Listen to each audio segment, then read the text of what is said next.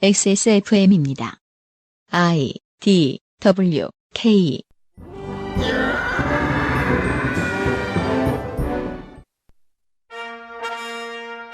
많지는 않겠지만 방송국과 언론사가 항상 발표하는 여론조사의 조사 과정에서 걸려오는 전화를 받아보신 분도 계실 겁니다. 질문에 답하실 때 어떤 기분이 드셨습니까? 내가 정말 신중하게 오랫동안 고민해온 문제를 내가 답변하기 좋게 질문하던가요? 그러는 일은 없죠. 어찌저찌 답을 해주니 끊고 나면 때론 답변을 너무 아무렇게나 한 거 아닌가 하는 생각도 듭니다.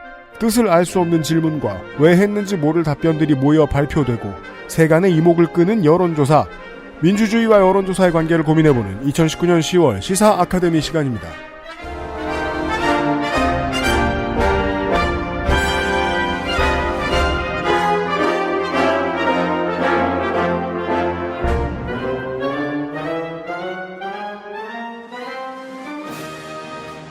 지구상의 청취자 여러분, 안녕하십니까.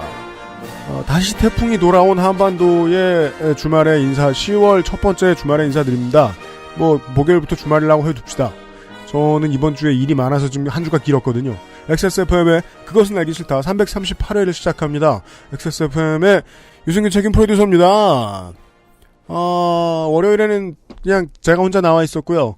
목요일에는 윤세민 에디터가 있지요. 네, 안녕하십니까. 윤세민입니다. 남부지방에 큰 피해가 없었다면 이제 지나가고 있는 중일 거예요. 이제 여러분들이 목요일, 금요일, 토요일쯤에 이 방송을 들으셨다면. 근데 아무래도 이제 비바람이 심하니까 이번 주말은 집회가 많이 있을 것 같진 않은데. 주말에는 좀 영향을 벗어나지 않을까요? 모르겠습니다. 지난주 같은 경우에는 집회하기 정말 최적의 날씨였거든요. 네. 그래서 이번 주에 제가 걱정하는 거는 서초동이 아니라 광화문이죠. 네. 종교 집회 참석 알바라는 게 엄청 많이 나돌았어요, 지난주에? 진짜요? 네. 오. 나가면 2만원 준다는 거예요. 나 왜 그런 게 하나도 안 들어오지? 알바몬에 엄청 많이 나왔었어요. 지금은 이제 다 구했는지 다 없어졌는데, 다 구했는지 아니면 소문나서 그냥 감췄는지. 근데 2만원 너무 짜지 않아요? 근데 생각해보면 말이에요. 종교단체도 그렇고, 자유한국당도 그렇고, 광화문에 100만을 모으겠다. 네. 호언장담을 했거든요? 네. 그거 얼마예요? 20억 아니에요? 그렇죠. 2만 원을 주면요. 최저시급이랑 곱하면 2시간 반을 못 앉아 있습니다. 아니 근데 설마 그걸로 다 채우겠다는 얘기는 아니겠죠. 그런가요? 네. 그래서 이상한 거예요. 아니 마치 해운대구청 모래 사오는 것 같은 소리 하고 있네. 우리가 한 몇 명을 채우려고 돈을 주고 사람을 불러. 우리가 한 15만쯤 되고 네. 5만을 채우겠다. 그런 거 아닐까요? 다른 건 몰라도 지난주에 보수 정치인들의 그 마인드는 확실히 봤습니다. 사람들이 모인다는 건 다 관제야. 원래 다 관제야. 그러니까 쟤네들이 하는 건 관제, 쟤네들이 하는 것도 관제일 테니까 관제라고 욕하자. 정도의 마인드셋이 있었던 것 같아요. 네. 지난주에 일요일까지 방송했다고 제가 불평했는데, 이번 주엔 월요일부터 방송을 해버렸네요. 있네요. 온누리 컨설팅이라는 회사에서 많이 올렸네요. 예, 이거는 지금 검색하면 바로 볼 수 있으니까 기사 같은 데서요. 네. 네, 온누리 컨설팅이라는 회사에서 기독교 기도성에 참석 알바 구합니다. 네. 2만원. 제가 지난 주말에 집회 이번 주에도 집회 나가실 분들 많으실 걸로 아는데요. 청취자 여러분들 가운데서. 생각이 좀 많았는데, 이런 두 가지 정도였습니다. 하나는, 예를 들면 미국에서 내가 방송 일이나, 아니면은 기고하고 글 쓰고 취재하고 이런 일을 하는 사람이에요. 근데, 도널드 트럼프가 당선이 되었을 때, 깊은 고민을 한 번쯤 해봤어야 된다고 생각한다는 거예요. 우리 200회 공개방송 때도 제가 얘기했었나? 아니, 저 많은 사람들이 저 바보를 선택했으면 그 이유가 뭔지 고민해야 될 거 아니냐. 네. 그때부터 반성의 목소리가 튀어나왔죠. 정치권에서 혹은 메이저 미디어에서 아무리 무슨 얘기 다 해도 우리 상황은 나빠진다. 혹은 우리 얘기는 안 들어준다.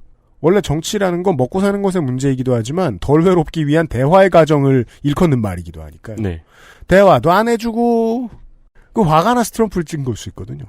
그 과정에 대해서 깊게 고민해보는 게 어떨까. 세상 돌아가는 데에 중요한 역할을 차지하는 일을 하고 있는 사람들, 그 어떤 사람들이라도 사람들이 갑자기 내가 이해할 수 없는 방향으로 되게 많이 움직이면 이유를 좀 알아야 되지 않나. 다 갔는데 빈자리에 앉아서 꺼져 이 새끼들아 라고 하고 있는 것보다는 고민을 좀 길게 해야 되지 않나 하는 생각이 들었고요. 그 다음에는 그 플랫폼에 따라서 정치를 하는 방식이 바뀝니다. 네. 옛날에는 잡지랑 신문이 아니면 세상 돌아가는 걸 볼 일이 없어요. 신문 기자, 방송 기자 이런 사람들하고만 친해져 놓으면 세상을 장악하는 일이 그렇게 어렵진 않았습니다. 그래서 그 사람들이 더더욱이 지금 요즘도 이어지고 있는 이상한 그 언론사 교육이 있어요. 아주 모질게 구는 교육. 신입 기자들한테. 네. 그걸 받을 이유가 충분했던 거예요. 안 그러면 정치하고 뭐 권력자들하고 불가근 불가원을 못 지키고 네. 기사의 수준도 낮아지고 이러니까 되게 심각하게 트레이닝을 많이 시켜놨었어요. 네. 왜? 소수고 엄청 유능해야 됐으니까. 근데 지금은 책임 있는 언론인이라는 게 절대 소수가 아니죠. 너무 많죠. 예. 저기 어디 큰 회사의 주필부터 댓글 많이 쓰는 사람들까지 어마어마하게 많습니다. 네. 모두가 혹독한 교육을 받을 수도 없어요. 플랫폼이 이렇게 바뀌면 정치하는 사람들 입장에서도 설득할 사람이 너무 많고 되게 빠른 플랫폼으로 바뀌다 보니까 한두 가지의 메시지를 가지고 이걸로 승리해야지 하는 바람이 커가지고 네. 주변에 다른 그 디테일들을 무시하고 얘기하는 습관들이 많이 늘어나죠. 대표적인 게 여론조사 지형의 변화입니다. 어떻게 변화했냐면 옛날에도 여론조사 있었잖아요. 네. 근데 제가 잠시 후에도 소장님하고 얘기를 하겠지만 옛날의 여론조사들하고 요즘의 여론조사들의 결과들을 모아놓은 표 같은 걸 이렇게 제가 한번 보고 있었어요. 제가 가장 눈에 띄었던 건 흐름도 흐름이지만 그 직선의 길이였어요. 직선의 길이요? 네, XY축으로 이렇게 뻗어나가는 거였는데 네. X축은 시간이고 Y축은 지지도고 뭐 이런 식으로 있잖아요. 네. 근데 이 선이 옛날에는 좀 길게 꺾여요. 길게 나가다 꺾여요. 요즘은 거의 점선처럼, 그러니까 저 실선 요즘은 곡선처럼 이렇게 꺾여요. 그게 무슨 뜻일까요? 요즘은 여론조사를 너무 자주 한다는 거죠. 그렇죠. 예. 네. 플랫폼이 바뀌어가지고 그 플랫폼을 빠르게 지배할 필요가 있다 보니까 여론조사도 더 잦아졌다고 할까요? 전 그런 생각이 들어요. 옛날엔 여론조사도 많이 하진 않았어요. 물론 방법의 차이가 있어가지고 가능해진 걸 수도 있겠지만. 네, 그렇죠. 또 그만큼의 수요가 있으니까 그렇게 자주 하는 거겠죠. 맞아요. 자연스럽게 변한 거예요. 네. 그렇게 자연스럽게 변했는데 그러면은 우리의 삶은 거기에 맞춰서 변한 게 없을까? 정치 체계의 혹은 사회의 흐름을 보여주려고 만든 여론조사인데 여론조사 때문에 사회의 흐름이 변한 것은 없을까가 오늘의 얘기인 것 같아요. 네. 저희가 지난번에 녹음을 미리 해놓고 들어봤거든요. 그런 얘기였던 것 같아요. 네. 조성수 소장은 지금 어딘가를 도피했는데요. 마지막 녹음을 해놓고서. 2019년 10월에 시사 아카데미로 10월에 제대로 된 문을 엽니다. 그것은 알기 싫다. 잠시 후에 시작하겠습니다. 그것은 알기 싫다는 건강한 비움 친구 평산네이처 디메이트 액세스몰 프레그랜스 스토어 정상적인 면역 기능엔 NK365 가장 수준 높은 반려동물 간식 트루패밀리에서 도와주고 있습니다. 건강기능식품 광고입니다. 물과 결합해 40배로 팽창해서 장운동을 촉진하는 질경이 씨앗 껍질 차전자피. 차전자피 식이섬유가 들어있는 당신의 새로운 비움 친구. 디메이트를 만나보세요. 이번만큼은 제대로 마음먹은 당신. 과식과 야식을 피할 수 있다면 가르시니아 캄보지아 추출물이 함유된 건강한 비움 친구.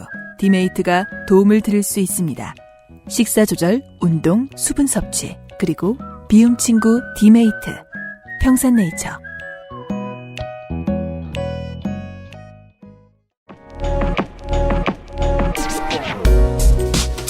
오늘 면세점에 들릴 수 없다면 액세스몰 프래그런스 스토어를 만나보세요.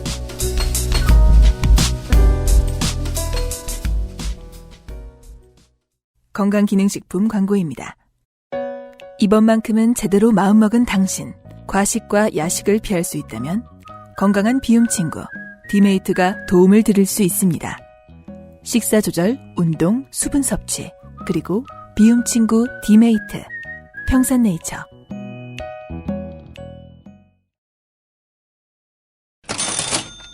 네, 선택일 뿐 하지 않아도 되는 다이어트. 하지만 선택했다면 비움 친구 디메이트와 함께 하세요.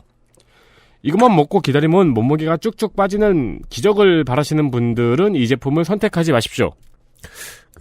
장운동에는 도움을 주는 측면이 없다고 볼 수 있는 것 같거든요? 야, 말 잘 지어낸다. 그런 말씀은 안 하시는 게 낫죠. 도움을 줄 수도 있는 것 같거든요? 네. 그래서, 아무것도 안 먹고 이것만 먹는다. 네. 그러면 장이 건강한 채로 네. 가만히 있게 될 거예요. 그러니까 바이탈이 많이 떨어질 거예요, 전체적으로. 살은 안 빠질 것 같아요. 네. 그러니까 비움 친구라는 표현에 주목해 주시기 바랍니다. 그러니까 비우는 건 너고 그냥 친구입니다. 그렇습니다. 그 내가 앉아 있을 때 옆에서 계속 이야기를 해주는 거죠. 힘내, 파이팅, 아직 남았어, 힘내. 좋네요. 다이어리 같은 거네요. 네, 옆에서 계속 그래, 힘줘 이렇게 휴지는 많아. 식사 조절, 야식 참기, 수분 섭취, 운동 등 다이어트라고 상상하는 것들을 최대한 노력해보고 거기에 플러스로 디메이트를 같이 복용해 보십시오. 아마 효과가 배가 될 것이라고 저희는 말씀드리며 판매하고 있습니다. 네. 배변 활동에 도움을 줄 수 있는 요소는 차전자 P, 그리고 체지방 감소에 도움을 줄 수 있는 가르니시아 캄보지아가 함유된 디메이트는 물에 타면 젤리처럼 부풀어 올라요. 그렇습니다. 그래서 그렇게 안 되게 빨리 먹어야 됩니다. 그렇습니다. 안 그러면 이렇게 퍼드셔야 되는데 네. 그러긴 힘들어요. 네. 그래서 이걸 식전에 드시면은 배가 불러서 밥을 더 먹을 수가 없게 됩니다. 하지만 우리는 의지를 가지면 네. 네. 그러니까 아무리 물배가 차도 씹고 싶고 뜯고 싶고 짠 걸 먹고 싶고 식이요법에 도전을 해본 적이 없으신 분들에게 제 경험을 떠들어 보면 내가 아무 영양소도 없는 걸 내 위를 속이기 위해서 막 먹어요. 네. 그럼 위는 알아요. 네. 그 뭐라고 말합니까? 이게, 야야야 나트륨. 이게 아니야. 이런 거 말고 나트륨입니다. 아직 더 먹을 수 있어 내놔.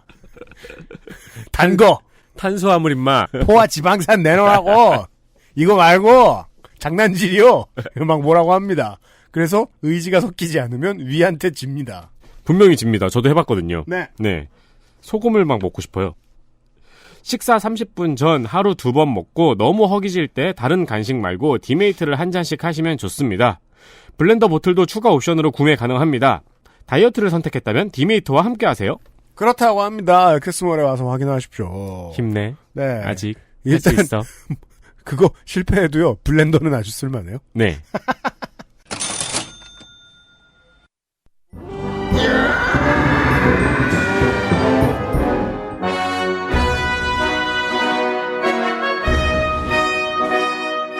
학구적인 정치 탐방 시사 아카데미.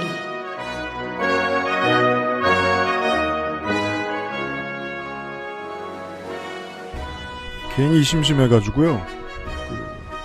정확히 어제 한번 제가 알아봤거든요. 뭘? 제6공화국 이후에 대통령이 6명입니다. 이 사람들의 취임 후부터 퇴임까지의 지지율의 변화 추이들을 뒤지니까 찾을 수 있더라고요. 일단 일반적 경향성을 이야기를 할 것 같으면 취임 후 1년 사이에 가장 높고요. 네. 취임 후 2년이 지나면 100% 50% 밑으로 떨어집니다. 그리고 퇴임 시에는 10에서 30% 정도 사이를 왔다 갔다 합니다. 스탯이라는 거는 이 큰 경향 말고도 이 선수들을 비교해 볼 수 있잖아요. 처음부터 끝까지 가장 낮았던 축에 속하는 것이 박근혜 대통령. 이명박 대통령은 독특하게도 그 퇴임 초기 집권 초기를 제외하면은 50%를 넘어본 적이 며칠 없습니다. 네. 열흘 되나 이러네요. 근데 둘 다 당선 때는 되게 득표율이 높지 않았나요? 그렇죠, 사실은. 네. 네. 그런데 첫 달, 둘째 달 이후부터 뚝 떨어져서 복구를 못해요. 퇴임 시기 가장 낮은 지지율을 기록한 건 당연히 박근혜 대통령이고 그 다음은 오래 산 분들은 예상 가능하듯이 김영삼 대통령. 네. 이고요. 그 오래 안 살아도 아실 수 있는 게 이번에 박근혜 대통령 그 지지율 떨어졌을 때 네. 그 김영삼 전 대통령하고 비교를 많이 했잖아요. 네. 밑에서 세면 박근혜, 김영삼, 노태우, 김대중, 이명박, 노무현 순으로 퇴임 시 지지율이 나옵니다. 퇴임 시 지지율이 가장 높았던 것은 현재까지는 노무현 대통령이고요. 임기 2년 차까지의 평균을 냈을 때 지지율이 가장 높은 사람은 문재인 대통령. 네. 그 다음이 김대중 대통령입니다. 예상할 수 있는 거죠. 근데 퇴임 시 노무현 대통령이 제일 낫지 않았다라는 네. 거는 상당히 일반적인 그 사람들이 갖고 있는 선입견은 제일 낮았을 거라고 생각하는 선입견이 있거든요. 네. 의외로. 네. 그거는 이제 상당히 반대편 정당에서 공격했던, 네. 유포했던 뭐 이런 것들에 많이 이제 사람들의 선입견이 잡혔기 때문에 그런 인식이 있었겠네요. 집권 4년 차 이후에 아주 독특하게 지지율이 상승한 사람은 노무현 대통령밖에 없습니다. 탄핵 여파일까요? 그럴 수 있습니다. 근데 그때 제 친척분들도 이제 그 당시에는 한나라당이었죠. 네. 한나라당 지지자분들도 그런 얘기 했었어요. 그 명절에 모이면은. 아니, 아무리 그래도 저렇게 아무것도 못하게 하면 어떡하냐고. 심심해서 봤는데요. 저 원래 심심하면 통계를 잘 보니까. 조성수 소장님은 오늘 통계 얘기를 한다네요. 네, 사실은 통계 얘기는 아니고요. 제가 숫자에 워낙 약해서 통계 왜 얘기를 앞에서 거짓말했어? 네. 내 앞에서. 통계 얘기를 하기에는 저의 이제 수치적 능력, 수리적 능력이 워낙 뭐 바닥의 수준이기 때문에 그죠? 네. 이과 나왔대는데 며칠 전에 없습니다. 공개라고 자랑하시지 않았나요? 저는 이과 출신이긴 한데 수학 절반 맞고 갔습니다. 우와. 똑같아 나랑. 자, 한 문제 찍어서 전발 났긴 했는데. 네. 그래서 이제 저는 오늘 수리적 통계에 관련된 얘기는 아니고 오히려 이제 그 여론조사라고 하는 것에서 우리가 숫자 뭐 이런 것들에 많이 집착하는데 그거보다는 여론조사와 근본적으로 민주주의. 그러니까 여론조사라는 게 마치 우리한테는 시민들의 의견 선호를 거의 이제 보여주는 과학처럼 인지되는 게 있죠. 숫자라는 건 수리적 통계라는 건 사실 과학처럼 사람들한테 받아들여지기도 하니까. 네. 그럼요. 네. 근데 이제 민주주의에서는 여론조사의 어떤 그 표현되는 선호라는 것이 그대로 과학처럼 그것이 의견의 절대적인 어떤 뭐랄까요 지표처럼 반영될 수는 없다. 그래서 여론조사라는 거를 숫자라는 걸 우리가 민주주의 관점을 좀 다르게 바라보는 거 이런 얘기를 좀 하려고 합니다. 좋습니다.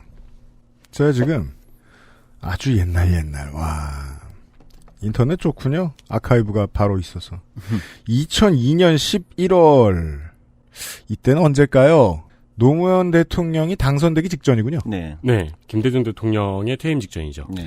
이때의 한국일보의 칼럼 하나를 소개를 해드릴게요.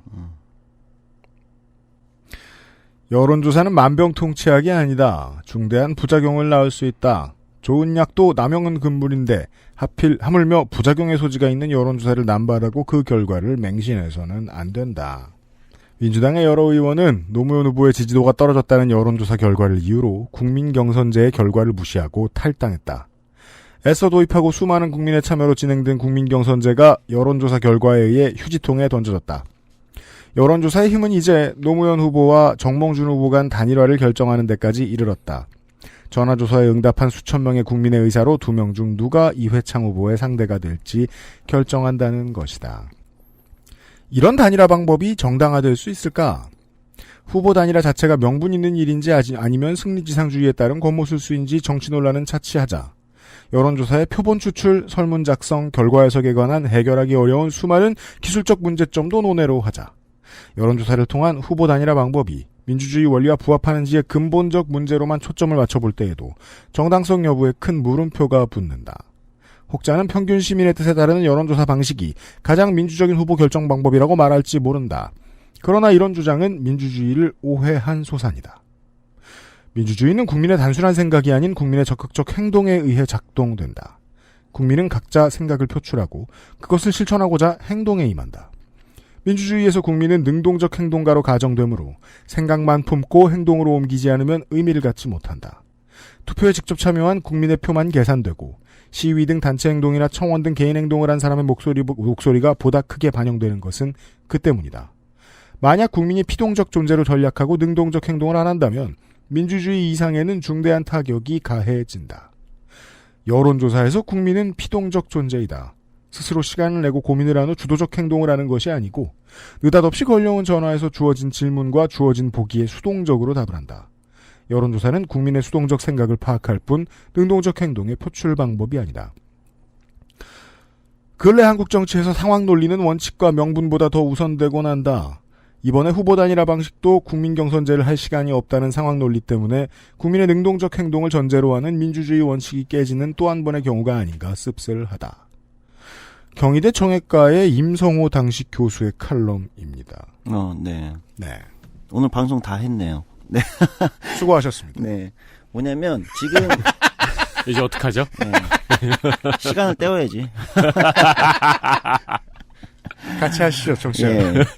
저 칼럼에서 이제 굉장히 중요한 부분들을 많이 지적을 했어요. 그리고 실제 저도 개인적 생각으로는 한국 정치에서, 그러니까 한국의 민주주의 정치에서 여론조사라는 것이, 이게 조금 이전과 다르게 여론조사 결과, 이 숫자로 나타나는 여론조사 결과라는 것이 정치에 거의 절대적 힘을 지금은 갖고 있고, 그렇게 된 첫 걸음이 어디냐, 첫 걸음이 언제냐 하면 지금 저 칼럼에서 인용한 당시 이제 노무현 후보였죠. 네. 네. 노무현 후보를 둘러싼 이제 지지율이 낮아지니까 탈당하고 또 국민 경선을 해야 된다고 하고 그 국민 경선이라는 국민 경선이 아니지 당신 국민 사실 여론조사를 한 네. 거잖아요. 네. 단일화 과정에서 그 이후로 어떻게 됐냐면은 국회의원 선거 뭐 이런 데서도 여론조사 비율이 이제 들어가게 되는 특히나 예, 이제 후보 경선에서 정당 후보 간 단일화할 때 아주 많이 쓰이죠. 그렇죠. 네. 그리고 그 다음에는 어디까지 가냐면 같은 정당 내에서 어떤 후보가 우리 후보로 나설 거냐, 네. 지역구에 이렇게 할 때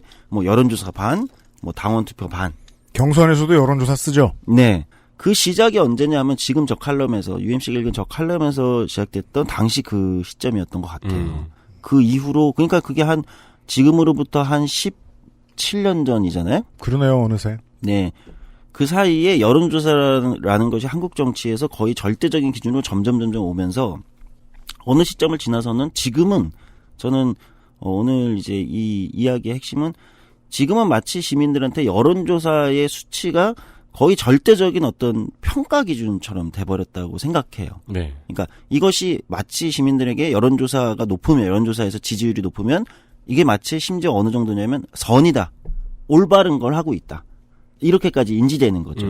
이 과정의 중간에 이것은 엄청난 가치의 치환이 있는 거예요, 지금. 그러니까 처음에는 누가 더 많이 지지하는가를 알아보는 수치였어요, 여론조사라가. 저시기만 하더라도. 예. 적합한가, 정확히는. 누가 더 상대 후보와 붙을 때 적합한가. 네. 적합도 조사 같은 거였죠. 네. 근데 이게 점점 여론조사라는 것이 정치와 민주주의의 이걸 과정을 거치면서 어느 순간 시민들은 여론조사가 높으면 그 해당 어떤 이슈에 대한 지지율이 높으면 아 이것은 선이다. 낮은 것은 마치 악이다. 이런 것처럼 우리가 정의롭고 저쪽이 정의롭지 못하니까 저쪽이 지지가 낮은 것이다. 이렇게 지금 사실 많은 시민들이 머릿속에 인지하게 되는 거예요. 요즘에는 리얼미터에서 주 단위로 여론조사 결과를 내놓죠. 그렇죠. 정당 지지율이나 그러면 예. 이제 분석 기사에서 이번 주에 어느 정당의 지지도가 오른 것은 이것 때문이다. 네. 라는 식으로 이제 기사가 나오죠. 예, 갤럽도 아마 국정운영 지지도를 매주 금요일날 발표하는데 맞습니다. 오늘 이제 이 얘기를 하게 된 것은 지난주 금요일이죠. 지난주가 아니군요. 하여튼 이번 금요일에 갤럽에서 발표했을 때 문재인 대통령의 이제 국정 운영 지지도. 사실 뭐 갤럽이 매번 발표할 때마다 뭐 대통령 지지율이 아니라 국정 운영에 대한 뭐 시민 지지도다 뭐 이 차이는 분명히 두 개는 분명히 아마 수리적 통계로서는 여론조사 기법으로서는 차이가 있는 건 맞는데 네. 어쨌든 그냥 일반적으로 우리가 정부에 대한 지지 이런 걸로 볼 때 이게 이제 처음으로 40% 문재인 정부 출범 이후 최저치를 기록했다. 그리고 맞습니다. 문재인 대통령의 대선 득표율이 41% 정도였기 때문에 네네. 그거보다도 낮아졌다. 이제 언론들이나 많은 사람들이 호사가들이 이제 이걸 쏟아내고 있단 말이죠. 네. 그렇습니다. 근데 이번 정권에 그 얘기 되게 자주 들은 것 같아요. 국정운영 지지도, 뭐 문재인 대통령 지지도가 최저치다. 기록을 깰 때마다 그 얘기를 하니까. 왜냐면 처음에 너무 높았기 때문에 그래요. 네. 그러니까 처음에 유례 없는 건 아니죠. 뭐 김영삼 전 대통령도 초기에 이제 막 개혁할 때 금융 실명제 하고 막 개혁할 때는 굉장히 높았으니까. 근데 어쨌든 문재인 대통령이 문재인 정부가 초기에 국정운영 지지도가 뭐 갤럽 뭐 기준으로 뭐 70% 80%를 기록하는 굉장히 오랫동안 고공행진을 했기 때문에 네. 이게 내려가는 거에 대한 것도 뭐 기사로서는 뭐 모르겠습니다. 저는 그게 뭐 기사 가치가 있는지 모르겠는데 네. 왜냐면 자연스러운 거라고 생각하니까 저는 오히려 지지도가 80%일 때가 이게 약간 비정상적인 상황이다. 네. 예, 오히려 정확히는 득표한 만큼 지지율이 사이에서 득표율만큼 그 사이에서 오가는 게 가장 뭐랄까 그럼요. 스탠다드한 거잖아요. 네. 41% 득표했으니까 한 40% 내에서 뭐 있는 게 가장 스탠다드한 거거든요. 왜냐하면 시민들의 투표할 때 자기 했던 것과 타 후보들 찍었는데 투표할 때는 그렇죠 대선 때 근데 국정 운영을 하는 걸 보고 그럼 괜찮게 하는 것 같아 이렇게 마음을 돌리는 비율이 민주주의에서 그렇게 크지 않습니다. 그렇게 크지 않아야 되거든요 원래는. 한국의 여론은 다른 나라 어떨지 모르겠습니다만 부동층이라는 단어에 되게 이상한 이미지를 씌워줘요. 네. 뭐 안 움직이면 90% 안 움직이는 거지. 그러니까요. 근데 또 부동층이 되게 자주 움직이는 사람들인 것처럼 얘기하기도 하고요. 네, 그렇습니다. 저는 이제 그래서 뭐 사실은 지금 뭐 정부의 뭐 국정운영 지지도가 뭐 40%다 뭐 초기보다 많이 뭐 내려간 건 사실이죠. 그럼 팩트긴 한데 네. 그 수치를 어떻게 볼 거냐에 대한 거는 저는 뭐 제가 전문가가 아니고 통계에 대한 전문가도 아니고 그것은 뭐 여론조사의 전문적인 어떤 분들이 뭐 세부적인 분석 어떤 이슈가 뭐 어떻게 됐고 뭐 어느 정도 성향의 뭐 중도층이 조금 뭐 어떻게 됐고 뭐 이런 얘기들은 그런 분들이 하는 얘기고. 그래서 그 리얼미터의 중요한 분들이 나와가지고 방송에서 얘기하시는 거 보면 저는 저 토마토 TV의 전문가들이 주식이 오늘 네. 왜 올랐다라고 설명해 주는 거랑 똑같이 들려요.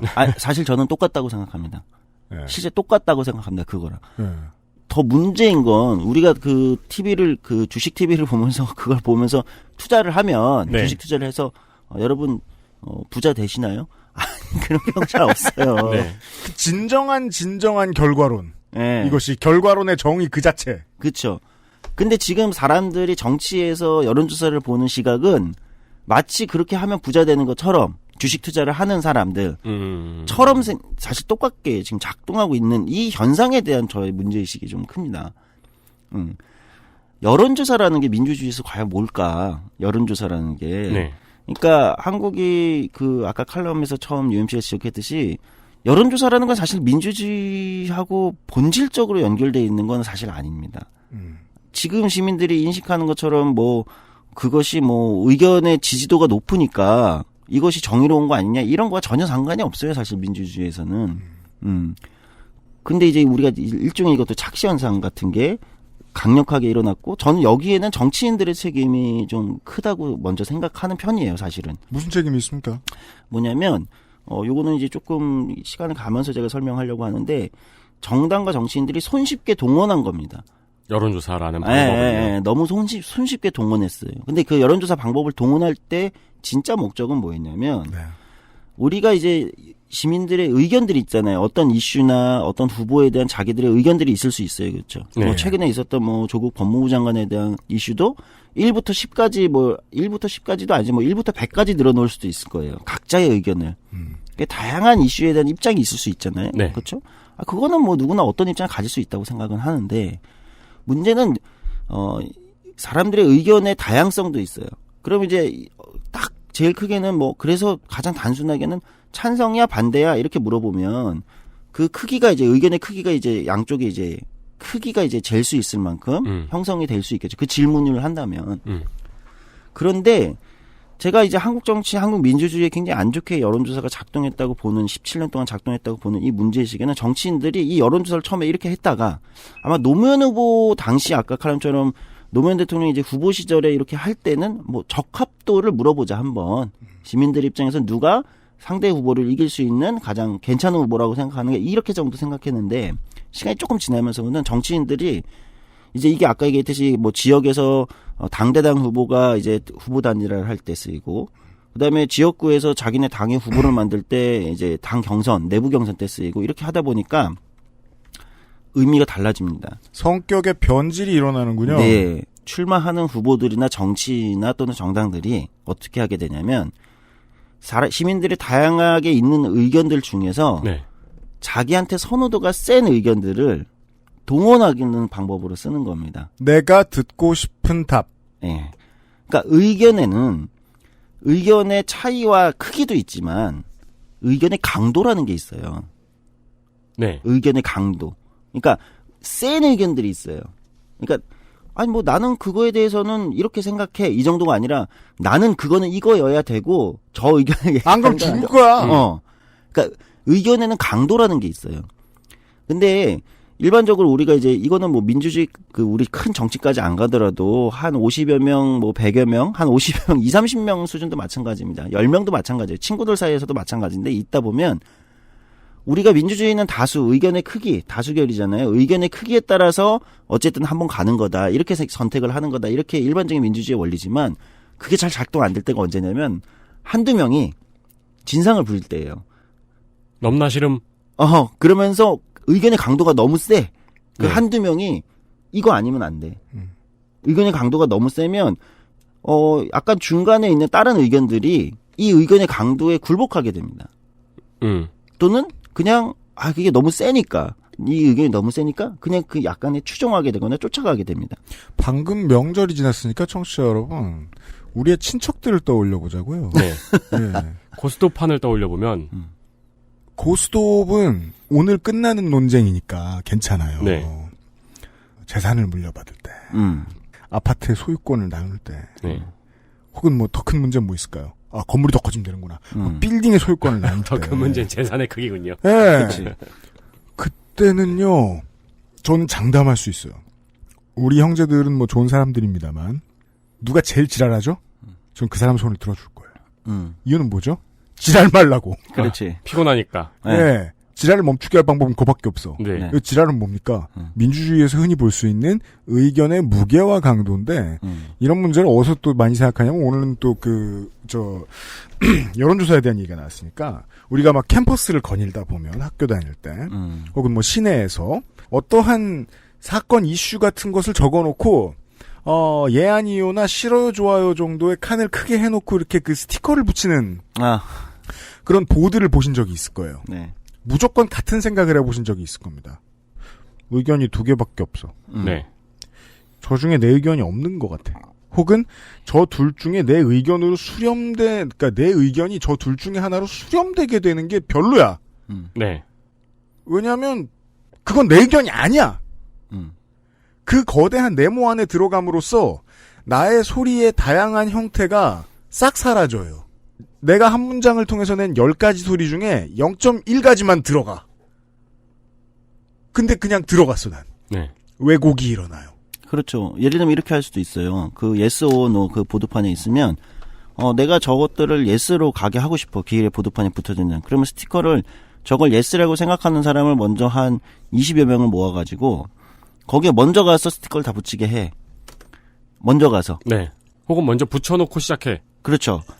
그러면 자연스럽게 의견의 강도가 세기 때문에 아까 얘기했듯이 이런 쪽으로 그냥 흘러가게 되고 그 의견을 양쪽에 yes or no로 답할 수 없는 사람들은 지나치게 되겠죠. 야바위의 기술. 네, 그렇죠. 첫 댓글의 법칙. 이런 뭐라고 하지? 이렇게, 바람잡이. 마인드 뭐라고 하기도 하는 건데. 네, 마인드 뭐. 네. 어쨌든. 그러니까, 일반적으로 민주주의에서 의견의 크기가 중요한데, 그래서 의견의 크기를 잘 만드는 것도 크기를 잘 보는 건 중요한데, 그런 측면에서 원래는 예전에는 여론조사라는 것이 그런 정도의 의미였는데, 네. 사람은 정말 이 정치사회에서 인간은 정말 똑똑하거든요. 이거를 뒤집을 수 있는 것은 의견의 강도를 센 의견들을 결집해가지고 이걸 이제 끌고 가버리는 거다. 이 방법을 쓰기 시작한 거예요, 사실은. 그 이전에. 왜냐면은 내가 이 지역구에서 이 당의 깃발을 든 후보만 되면 내가 국회의원이 될 수 있는데, 시의원이 될 수 있는데. 그러니까 이 권력이 걸려 있기 때문에. 그렇죠. 사람들은 최대한의 방법을 동원하기 시작하고 그 방법을 찾아내는 게 강도가 센 의견들을 결집하는 방식입니다. 정치가 그냥 가장 옳은 사람, 가장 훌륭한 사람, 뭐 국회의원 한 명 뽑아놓으면 끝나는 건 줄 아는 사람들도 있는데 어떠한 정당의 후보가 국회의원 후보로 나왔다. 근데 A가 그 동네의 유지이고 그 동네의 어떤 건설업 같은 걸 하고 있었다. 큰 이권이 걸려있고 어떤 일정 비용으로 그가 미는 후보가 정치를 잘할 수 있도록 도와줬어요. 돈을 대줬어요. 그러면 제가 아까 말씀드린 바람잡이들을 막 집어넣을 거예요. 돈으로. 네, 그렇죠. 예. 근데 그 바람잡이들이 되게 우스워 보이는 캠페인을 할까요? 저 사람 바람잡이네 싶은? 아니죠. 온 동네 주민의 커넥션이랑 커넥션을 모두 이용해서 들을 만한 말들을 막 해줄 거예요. 네. 민주주의에서 표 많이 얻는 방법은 매우 프로페셔널하다고 저는 믿습니다. 여론조사도 마찬가지가 아닐까 싶다는 거예요. 먼저 달려가서 큰 소리를 내려고 준비하고 있는 사람들이 있어요. 그렇죠. 그런 사람들을 보다 보면 목소리를 내고 싶은 시민들도 뭐 저런 사람들이 하는 거지 뭐. 뒤돌아서요. 이건 이제 약간 좀 이따 잠깐 얘기하겠지만 인터넷의 댓글이나 인터넷에서 우리가 SNS 같은 데서 볼 수 있는 모습에 반영되기도 하는 거죠. 네. 너무 센 막 이런 의견들이 다 달려 있으면 네. 다른 의견들이 엄두를 내지 못하는 거죠. 네, 네.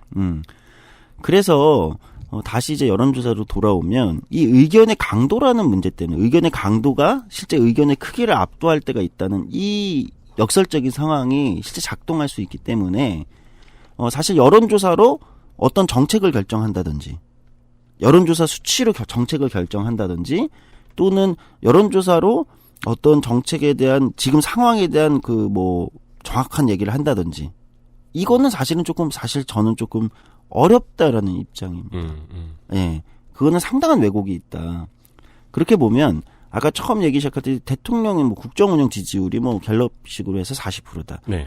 이걸로 그럼 이제 문재인 정부가 이제 완전히 뭐 최저 40%를 찍었고 뭐 이제 내려왔고 그래가지고 뭐 지금 정부에 그러면은 반대하는 사람이 60%고 또는 반대 또는 찬성하지 않는 사람이 60%고 정당성이 50% 밑으로 내려갔으니까 없다. 이렇게 얘기할 수 없다는 거예요.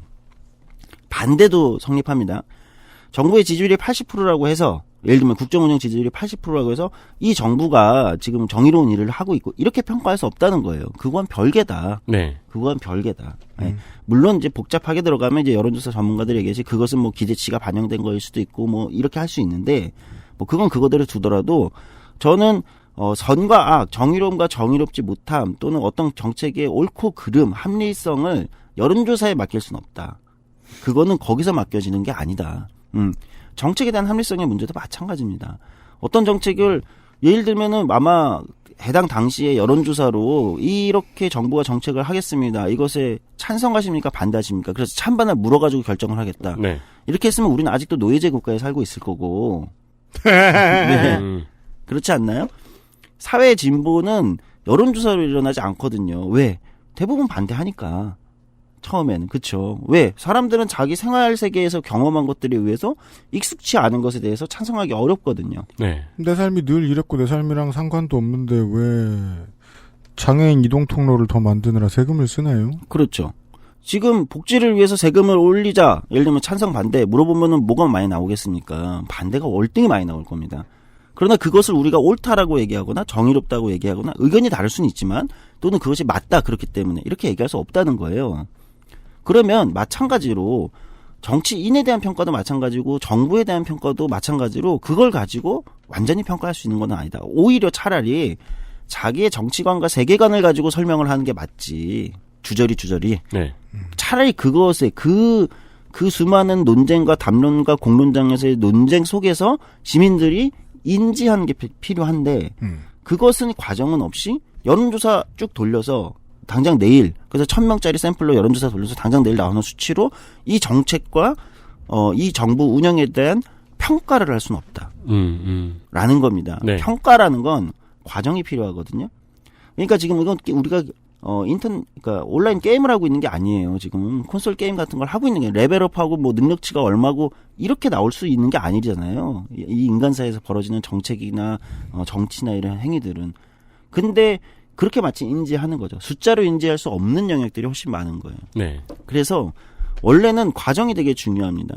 그러니까 여론이 형성, 그러니까 선호를 그냥 물어보는 게 아니라, 그러니까 길거리에서 보드판에 1, 2, 3, 4가 있고 선호를 물어보는 게 민주주의가 아니고 선호를 각자 만들어내는 게 민주주의입니다. 각자의 선호를 결집해서 그 선호들이 논쟁을 하고 토론을 하고 그 과정에 조정돼 가는 게 민주주의인 거지. 여론조사로 틱 해가지고 선호를 물어보자. 예를 들면 마케팅 할 때처럼. 마케팅도 아마 그렇게 단순하게 하진 않을 거예요, 사실. 요즘. 그런 회사에 못 맡기죠. 그렇죠. 그거는 그냥 뭐 어디 돌리기만 하면 설문만 돌리면 되는 문제니까 그거가 중요한 게 아니라는 그렇죠. 거예요. 그럼 이제 마케팅 회사가 아니고 그 리얼미터 같은 회사가 마케팅을 맡겠죠. 그렇죠. 그렇다고 해서 그 물건이 제일 팔리지 않을 거라는 거예요. 트위터에서 요즘은 개인이 자기의 트윗을 하면서 여론조사를 돌려볼 수 있죠. 예. 네. 트윗에 뭐 좋아요, 싫어요, 꺼져요 뭐 이런 거 놓고서 이렇게 투표하게 할 수 있어요. 네. 자기 팔로워들이나 자기 트윗을 본 사람들이. 근데 그 트윗의 방식을 이용하는 사람들 대부분이 각 잡고 진지한 걸 물어볼 때 그걸 쓰지 않아요. 네. 농담할 때 써요. 그렇죠. 용도를 사람들이 본능적으로 아는 거예요. 이거 대화의 수단으로서 효과적이지 못하구나. 여론조사 1, 2, 3, 4번 나오고 그걸 고른 걸로 결과가 나왔을 때 자 얘기 끝났습니다라고 하는 그 여론조사의 방식이 왜 대화에 아무도 참여시키지 못하고 있는가라는 느낌이 드냐면 말씀해 주신 그대로 순서가 역전이 돼 있는 것 같다는 거예요. 아니 나는 내가 이걸 골랐는데 난 사실 사람들의 대화의 장에서 내가 이걸 고르게 된 과정을 이야기하고 그렇죠.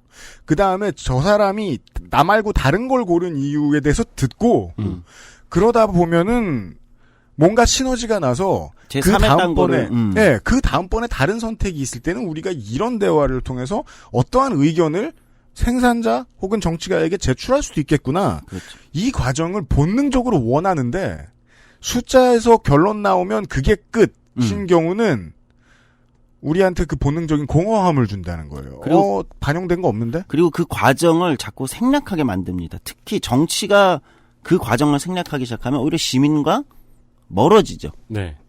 네, 시민과 멀어져요. 정치가 그 과정을 생략하기 시작하면 시민과 멀어집니다. 그래서 아까 칼럼에서 나온 것처럼 시민이 능동적으로 참여하는 과정 자체가 없어져요. 사람들이 뭘 자꾸 참여라고 착각하게 만드냐면 여론조사 오는 거에 내가 응답하는 거. 이게 내가 참여하고 있다고 생각하게 만드는 거예요. 그건 참여가 아닙니다. 예. 네.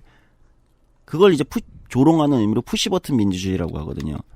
그러니까 시민이 고민하고 능동적으로 고민하고 참여하고 논쟁하는 주체가 되는 게 아니라 시민이 멍하니 딴 거 하다가 탁 여론조사가 오면 그냥 버튼만 푸시하는. 네. 그러니까 시민이 훨씬 수동적 존재로 전락해 버린다는 거예요. 네. 오늘이 조금 거짓말 보태서 말하면 시사 아카데미 이제까지의 시사 아카데미 가운데서 가장 먼 미래의 문제가 될 만한 아니야 지금 문제야 이거 지금 문제. 아니, 늘 지금 문제지. 공해도 지금 문제고 18세기에도 문제였어. 이거 안 가. 왜냐면 들어보세요. 네. 이게요, 감각의 잉의 시간을 다시 한번 기억해 주시면 좋겠어요, 청취자 여러분. 우리가 플랫폼에 대해서 오감으로 느끼는 것들이 우리를 지배하고 결국은 정치적인 시각 같은 것까지 만들어낼 수 있거든요. 이런 사례를 들어보죠. 넵스터와 소리바다 시절에 많은 언론인들, 많은 사람들은 영화관이 곧 잠식될 것이다라고 예측했어요.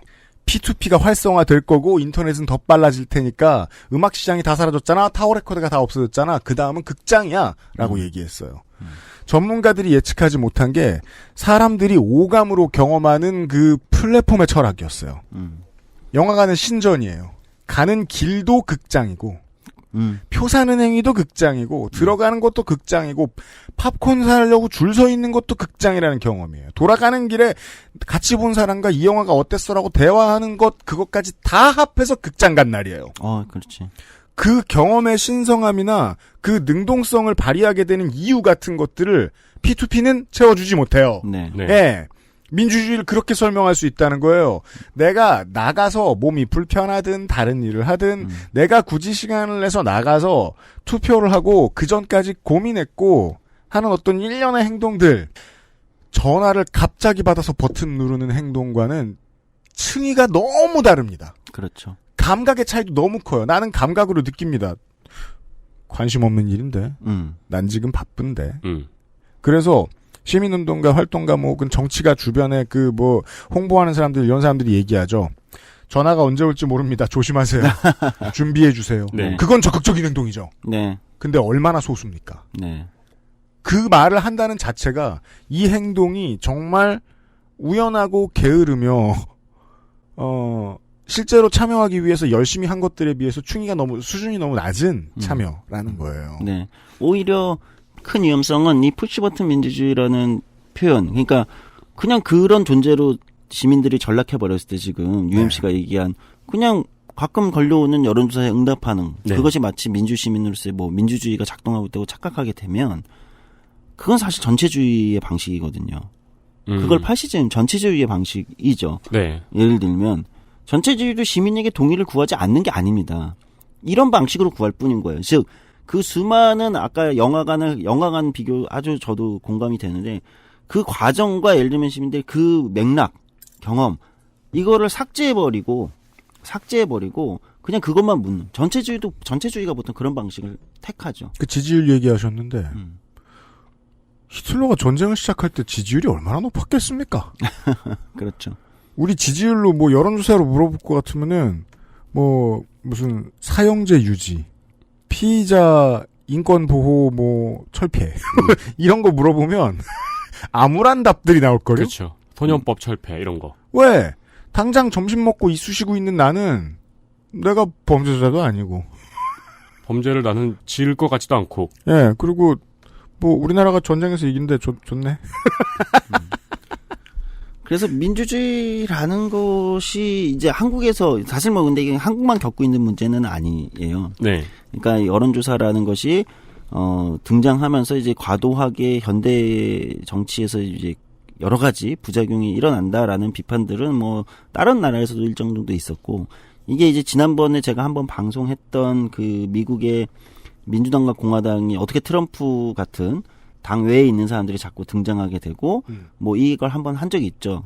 어떻게 민주주의는 무너지는가. 네, 그 과정에서 거기서 그 문제의식도 사실 비슷한 측면이 맥락이 있는 거죠. 아, 네. 네, 그때도 이제 여론조사로 그냥 이렇게 나중에 그게 시민들의 당 지도부가 그냥 일방적으로 후보를 결정하는 거에 반발해서 시민들 물어보자. 근데 그러다 여론조사라는 것이 점점 강화되게 되고 근데 거꾸로 그런 것들이 알고 보니 밖에 있는 사람 검증되지 않은 사람, 위험한 사람들에게 훨씬 더 많은 기회를 주면서 민주주의가 오히려 이상해지더라. 예를 들면 반복된 여론조사가 트럼프를 점점 띄웠군요. 오히려 그렇습니다. 네. 네, 저는 예를 들면 그렇다고 생각하는 거예요. 그런 수치가. 그래서 한국에서도 마찬가지다. 그래서 저는 물론 여론조사라는 것이 어떤 추이를 보게 하고 이런 식의 지금 선호가 형성이 될 수는 있겠구나. 이런 거를 우리가 참조하게 할 수는 있어요. 그렇죠. 참조할 수 있는데 그것이 결정을 할 수는 없는 것이다라는 거예요. 두 개를 분리해야 된다. 정치 집단이나 정치인이 여론조사의 수치를 가지고 결정하게 되면 또는 그것에 매달리게 되면 그것이 마치 우리가 여론조사가 국정 운영 지지율이 갤럽에서 다음 주에 5%더 올랐어. 그러면은 지금 어떤 정치 세력이 그래 우리가 그래서 이번에 국정 운영을 잘했어 이렇게 바로 연결될 수는 없다. 네. 그러면은 지금 저희가 이번 주에 본 여론조사 지지도라든가 네. 저번 주나 저번 주에 여론조사 지지도를 이야기를 하면서 이건 조국 장관 인사청문회 여파다, 조국 장관의 여파다 이런 식으로 설명을 할 거 아니에요. 네. 그냥 결론만 그렇게 설명을 할 거 아니에요. 네. 근데 그 사이에서는 시민들이 그런 검찰 개혁을 지지하는가에 대한 질문은 삭제되어 있는 거잖아요. 그렇죠. 그러니까 여러 가지 그 안에도 다른 맥락의 여러 가지 질문들이 있는 거예요. 네. 그래서 이것만 물어보면 이렇게 답하겠지만 여러 가지 질문들이 물론 여론조사 전문기관들 잘하는 데는 이런 걸 다 물어봅니다. 그래서 종합적으로 얘기는 하지만 그러니까 다양한 질문들이 있고 다양한 입장들이 있고 어떤 A라는 사람이 어떤 한 이슈에 대한 입장만 있는 것이 아니라 그것과 연관된 수많은 이슈들에 대해서 생각보다 복잡한 입장들을 갖고 있습니다. 네. 그 사람의 부동산에 대한 입장은 뭐지? 부동산 정책에 대한 입장은 뭐지? 예를 들면 교육 정책에 대한 입장은 뭐지? 그것은 자기 자녀가 어떤 사람인지, 어느 학교에 다니고 있는지 이런 거에 따라서 또 다를 수 있거든요. 그런 겁니다. 그러니까 시민의 정치에 대한 정당이나 정부에 대한 시민의 자기 실질적인 선호라는 것은 단순하지 않다는 거예요. 나는 왕좌파야. 근데 그지 선비로 학부를 너무 오래 살다 보니까 돈 버는 재주가 없었어. 그런 사람들 돈 벌 때 보통 어디로 가죠? 한국에서는 사교육시장으로 가죠. 네. 그래서 좀 잘 풀렸어. 그래서 내가 무슨 시민단체 후원도 하고 되게 나도 행복하고 공익에도 도움이 되는 그런 삶을 살고 있어. 근데 공교육의 가치를 높이기 위해서 몇 가지 시장에 대한 규제가 생긴대. 학원 10시 제한 이런 거. 그러면 좌파적인 선택에 손을 못 들어줘요? 갑자기 ARS 전화를 받았어요? 중도 정권을 계속 싫어한다는 버튼을 누를 거예요? 반대로 내가 평생 우파예요. 부모님도 그랬어요. 못해야 내가. 계속 공화당류 정당의 후보만 찍었어. 내가 출신이 동네도 이래. 근데 내가 가장 잘하는 게 적성에도 맞고 그리고 여러 가지 이해도 측면에서 왜냐면 물류업은 정말 뭘 하는 사람도 다 이해가 빨라야 되기 때문에 내가 지입차주가 됐고 지입차주로서 좀 돈도 많이 버는 편이야 남들에 비해서. 근데 해봤더니 조합 안 들어가면 말도 안 되고 그리고 조합 들어간 다음에는 이거 제때제때 파업 안 해주면은 대기업들이 우리 잡아먹으려고 그래. 노동 친화적인 문제에 있어서만큼은 선택이 늘 좌파예요. 네. 그래서 중도나 진보 정당에 대해서 ARS 전화 오면 손을 들어줘. 투표하러 가면 빨간당 찍어. 네. 이건 모르죠. 네. 여론조사는 이걸 알지 못하죠. 근데 청취자 여러분 들으시기 어떻습니까? 이런 사람들의 사정을 더 알고 싶지 않나요? 광고 듣겠습니다. XSFM입니다.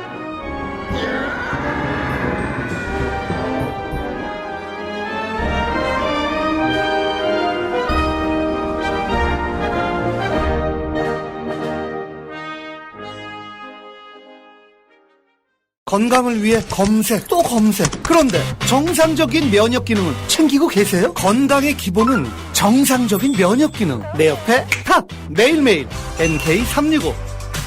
우리 아이 성장기부터 NK365 키즈. 국내산 말고기의 맛과 영양이 그대로 담긴 가장 수준 높은 반려동물 간식 트루 패밀리. 사랑하는 가족에게 트루 패밀리를 주세요.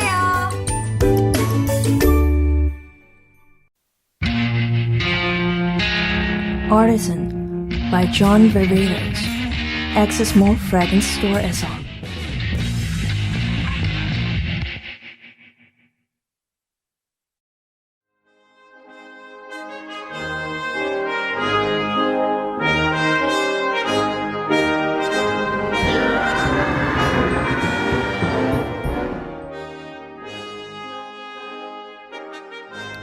저는 조그마한 사업을 하고 있습니다. 안녕하세요, 청취자 여러분. 사업이 아무리 조그만해도요, 이걸 하자면은요, 온라인에서 평생 늙었고, 집, 체육관, 이거 말고는 오프라인으로 다니는 게 없던 이런 인생이었다가 갑자기 바뀌어야 돼요. 오프라인적 적극성이 생겨야 돼요. 네. 일을 해서 돈을 벌고 살아남으려면. 로비도 할 줄 알아야 되고요. 사람들에 대한 친화력도 있어야 돼요. 저는 막 속성으로 막 배웠습니다. 예. 네. 웬만하면 사람 친한 척 아무것도 안 하고 술을 혼자 먹는 거 제일 좋아하고 그러는데 말이에요. 근데 그러지 않았을 때는요.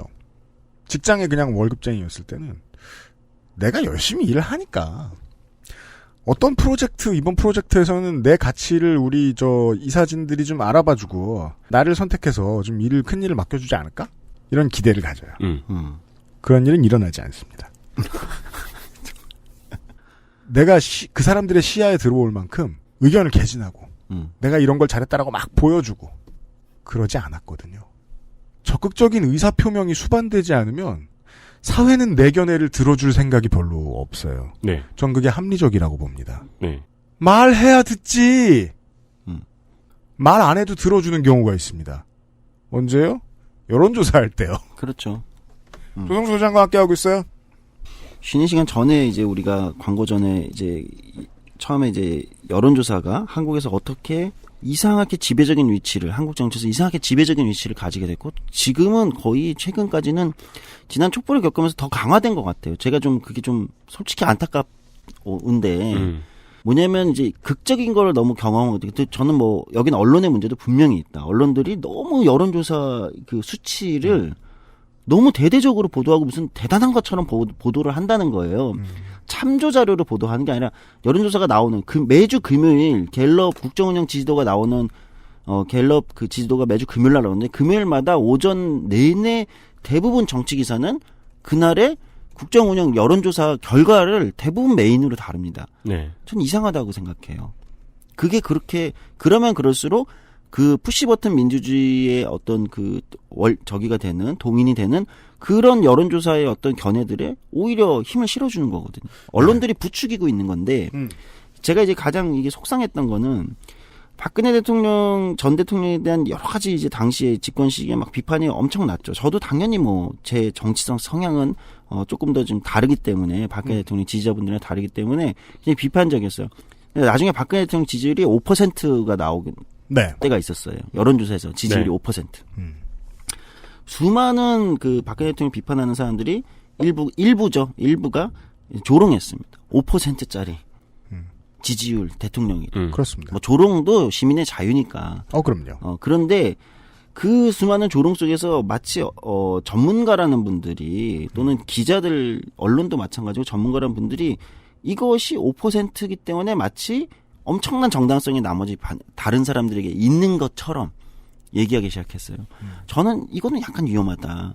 아까 얘기했듯이 처음에는 이 5%는 당연히 시민들의 평가라고 저는 생각합니다. 잘못했어 이거는 진짜. 네. 평가의 수치라고 생각해요. 그러면 이렇게 질문 던져보겠습니다. 그러면 여론조사에서 5%짜리 의견은 우리가 무시해도 되는 의견인가? 그렇진 않아요. 네. 예를 들면은 동물의 어떤 권리를 주장하는 분들, 환경의 권리를 주장하는 의견이 있는데 그것이 처음에는 그것도 5%에서 출발했을 겁니다. 그렇죠. 네. 하지만 5%짜리 사회에서는 여론조사를 물으면 이거는 아니지. 아직은 아니지. 뭐 이런 5%짜리 의견이지만 그것은 분명히 우리 사회에 더 많은 다양성과 의미 있는 의견일 수 있어요. 80년대 노동자 대투쟁도 ARS 돌렸으면 5%. 1% 안 나왔을까요? 1%는 좀 하여튼 그 정도 5%가 안 됐겠죠. 네. 그러니까 제가 여기서 강조하고 싶은 건 우리의 판단은 다 있을 수 있지만 의견의 크기가 작다고 여론조사에서 나온 의견의 크기가 작다고 그것이 곧 틀린 것이라고 볼 수는 없다. 왜냐하면 그 칼이 우리가 들었을 때 정말 편하기 때문에 네. 남이 들었을 때 두려워해야 되는 건 늘 당연한데 그러니까 그 시사방송도 언론도 그런 얘기를 잘 안 해요. 네. 그 뒤집어서 얘기해 보자고요. 지금 검찰과 언론이 작당을 해서 매일같이 단독 검 뭐라고 말했다를 내보내면서 지금의 대통령의 지지율을 5%까지 끌어내리는 걸 목표로 총력을 다하겠다. 근데 그게 됐어. 네. 그럼 뭐 다들 버리고 떠날 건가요? 그러니까요. 그거를 인정하겠냐는 거예요. 네, 전 대통령 때, 전 정권 때를 기억을 해보면은 그때 느꼈던 피로감 같은 건 항상 그거였던 것 같아요. 다 싫어해. 내 주위에 모든 사람 다 싫어하고 내 SNS에 있는 사람 다 싫어하고 모든 사람이 다 싫어하는데 대통령만 그걸 모르고 있는 것 같아. 네. 국민들이 다 싫어하는데 박근혜 대통령은 그걸 모르고 있는 것 같아. 라는 피로감이 계속 있었잖아요. 그렇죠. 그래서 그런 여론조사가 나올 때마다 카타르시스가 있었어요. 네. 역설적으로. 그러니까 그런 측면에서는 당시에 박근혜 정부가 굉장히 오만했던 거예요. 네. 그러니까 오만했던 거예요. 네. 굉장히. 그러니까 저는 여론조사라는 어떤 수치나 뭐 이런 것들을 부정하고 싶지는 않습니다. 그게 어떤 추이를 보여주는 거고 그것에 대한 시민들의 의견의 크기를 현재의 조건에서 보여주는 걸 수는 있지만 그러나 그것이 선과 악, 정의와 부정의를 규정할 수는 없는 것이다. 다만 책임 있는 통치 세력, 통치자의 입장에서 본다면 그 지금 형성된 선호를 그래 그럼 거기서 우리가 무엇을 읽어낼 것인가를 고민하는 게 민주주의라는 거예요. 네. 그러니까 아까 그때는 박근혜 정부는 그것에서 시민들이 지금 정부 운영 이렇게 하면 안 되는 거야라는 선호를 읽어내지 못한 거예요. 네. 근데 반대로 이런 경우도 생각해 보자는 거예요. 어떤 동물권이나 인권이나 예를 들면은 뭐 다양한 새로운 사회 진보의 어떤 의견이 5%짜리 의견인데 그러면은 미래를 생각하는 책임 있는 통치 세력이나 통치자는 그것은 5%짜리 의견이기 때문에 무시해가 아니라 우리 어떻게 해야 되겠냐? 저 5%짜리 의견에 담고 있는 가치와 미래는 뭘까? 저것이 정말 우리가 생각하는 더 좋은 사회를 위해서 의미 있는 5%짜리 의견이라면 저 5%짜리 의견을 어떻게 50%, 60%의 의견으로 발전시켜 나가기 위한 아까 얘기한 공론의 과정. 민주주의에서 시민들이 능동적으로 참여해서 생각을 바꾸고 토론하고 넓어지고 유연해지는 이 공론의 과정을 어떻게 하면 만들 수 있을까? 책임 있는 통치자와 통치 세력이라면 이렇게 고민하는 게 맞다는 거예요. 네. 시민들도 저는 마찬가지의 민주주의에 대한 자기 생각을 가져야 된다고 생각합니다. 민주주의라는 게 결국은 뭐 나랑 생각이 다른 사람을 없앨 수 없기 때문에 발생하는 거고 그러면 내가 할 일은 상대와 생각이 다른 사람을 설득하는 일이거든요. 설득하는 일. 즉 나와 생각이 다른 나머지 뭐 30%, 나머지 40%, 나머지 50%를 내가 어떻게 설득할 수 있지?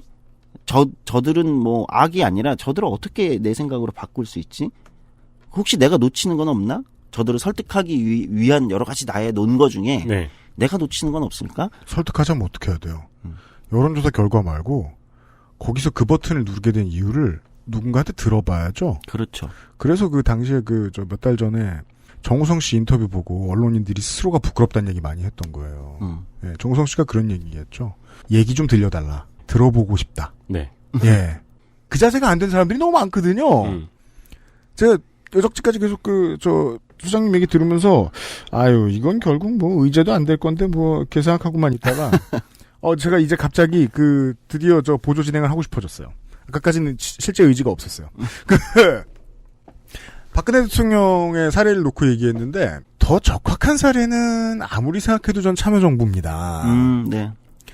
제가 요즘 참여정부를 생각하고 있는 이유가 많은데요. 지금 문재인 정부의 지지율이 떨어지고 있습니다. 다른 예전 정권들에 비해서는 높지만 네. 그러면서 원래 추진하려고 했던 정책들의 동력이 상실되고 있거든요. 저는 이게 뒤집어서 이렇게 얘기하고 싶은 거예요. 지금 당장 나오는 정책들이 좀 노동 친화적이지를 못해. 혹은 전에 얘기했던 것들에 대해서 더 많은 비정규직들에게 좀 더 안정적인 일자리를 주고 있지 못해. 그 복지가 생각보다 많이 확대되고 있지 못해. 네. 그거는 어떤 과정으로 이룰 수 있죠? 돈을 가져와야 돼요. 국회에 도장을 맡기 전에 기재부한테 오케이를 받아야 돼요. 네. 기재부 공무원들이 국민의 복지, 노동권 강화 이런 데에 돈 쓰는 거 세상에서 제일 싫어하는 사람들이에요. 이 사람들한테 상권 분립의 정부가 행정부가 윽박을 지르려면 어떻게 해야 되죠? 지지도를 등에 업고 있어야 돼요. 네티즌님하고 얘기했습니다만은 지지도를 등에 업고 있으니까 아베가 그런 선택을 할 수 있다는 거고 지지도를 등에 업고 있으니까 문재인 대통령이 우리는 일본에게 지지 않을 것입니다라는 말을 할 수 있는 거란 말이에요. 근데 노동정책에 대해서 원래 지지하던 사람들이 지지를 안 합니다. 결론이 안 나온다고. 그러면 하려던 걸 더 못합니다. 이 반복은요. 요즘 처음 보는 것 같지만 참여정부 때 너무 심했어요. 그때도 이상했거든요. 글쎄오시다. 한번 뽑았고 달라진 건 지지율 조사밖에 없는데 그게 두려워서 못하는 일이 이렇게 많군요. 그래서 저는 이 지지율 여론조사 특히 이거는 시민들한테도 제가 이제 얘기했듯이 여론조사라는 것은 굉장히 스스로를 우리의 수동적 주체, 그건 참여하는 게 아니다 능동적으로. 그리고 그것으로 시민들 사이의 공론과 논쟁과 토론의 과정을 생략해서는 안 된다. 네. 시민들도 그렇게 인지해야 되지만 사실 정치인의 책임이 더 크다는 거예요. 아까 처음 얘기했듯이 이렇게 만든 건 정치가 여론조사를 그렇게 이용해왔기 때문이거든요. 처음에. 좋을 때 그렇게 써먹어서. 네. 근데 이제는 여론조사에 뭐랄까요? 정치가 여론조사에 지금 발목을 잡혔다랄까요? 네. 나쁠 때 칼 맞아요. 네.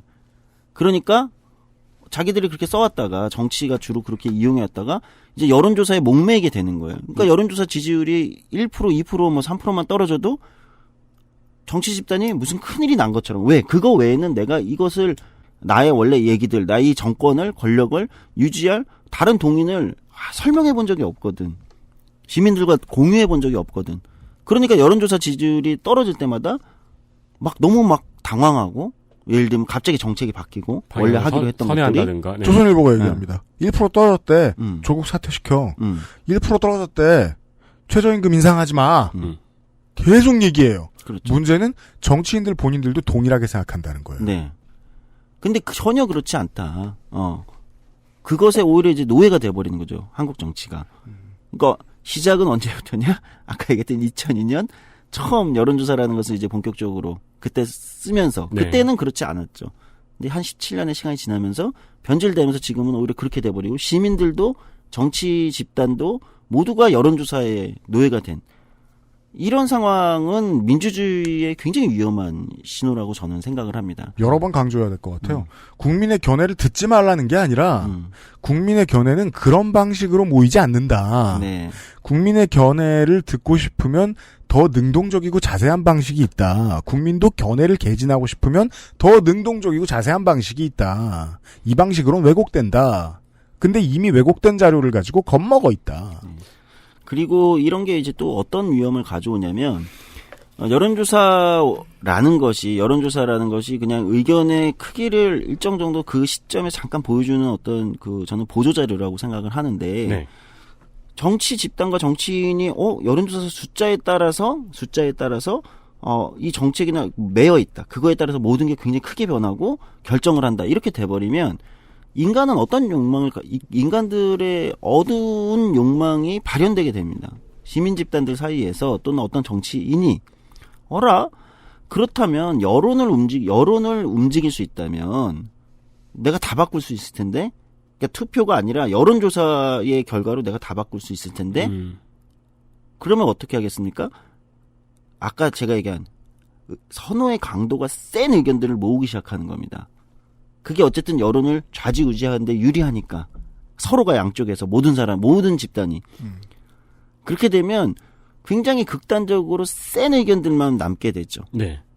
그거의 현상 중 하나가 정치적 양극화, 또는 분열 이런 거죠. 왜냐하면 그거는 그 욕망 때문에 이 사람들을 센 의견들을 자꾸 동원하는 겁니다. 센 의견들을. 네. 그러면 생각보다 다양한 층위에서 다양한 선호로 있던 다양한 의견들은 죽어버리게 되는 거죠.